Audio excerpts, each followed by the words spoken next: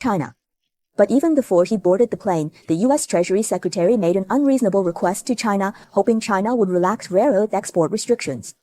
Although China and the U.S. already signed a supplementary memorandum on rare earth, it seems there is still some way to go before it is truly implemented. As for the U.S. Treasury Secretary's request, China already made its conditions clear.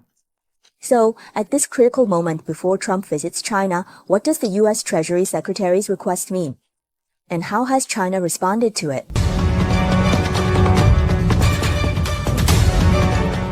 Quan. Welcome Express. Recently, Nikkei Asia revealed U.S. officials are planning Trump's China visit. Reports indicate Trump is bringing a lavish economic delegation and actively seeking advice from senior executives with China work experience.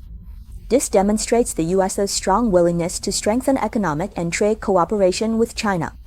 It also suggests China-U.S. relations may be ushering in an important turning point. However, at this critical moment before Trump has even officially visited China, the U.S. has already made an awkward request.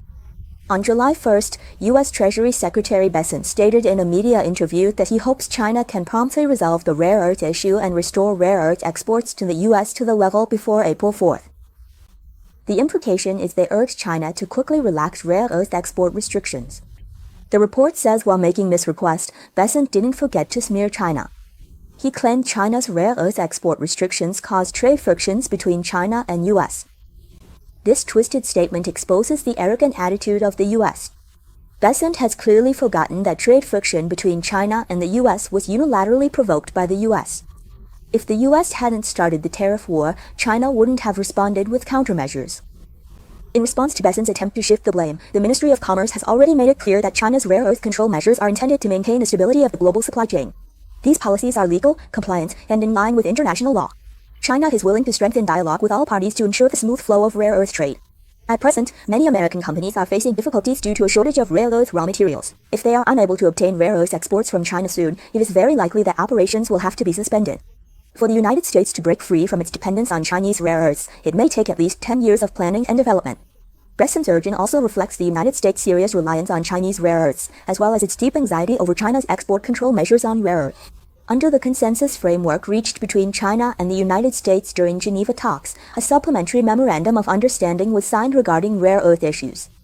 This stipulated the U.S. would lift some sanctions against China in exchange for China relaxing its rare earth export restrictions. China's condition is clear: if the U.S. wants eased rare earth restrictions, it must first lift sanctions. After the agreement, China stated in late June it was accelerating review of rare earth export license applications per laws and regulations and would strengthen approval. China has begun relaxing rare earth export restrictions. However, the approval process still takes time. The U.S. needs to submit a compliant application and wait patiently. But the U.S. Treasury Secretary cannot demand unilateral action from China while ignoring lifting sanctions against China. The U.S. has used its leading position in the semiconductor industry to impose a technological blockade on China, hindering China's development in the tech sector. Washington shows no sign of easing sanctions against China in area of red chips. This demonstrates the U.S. hasn't given up its intention of using chips to contain China's development.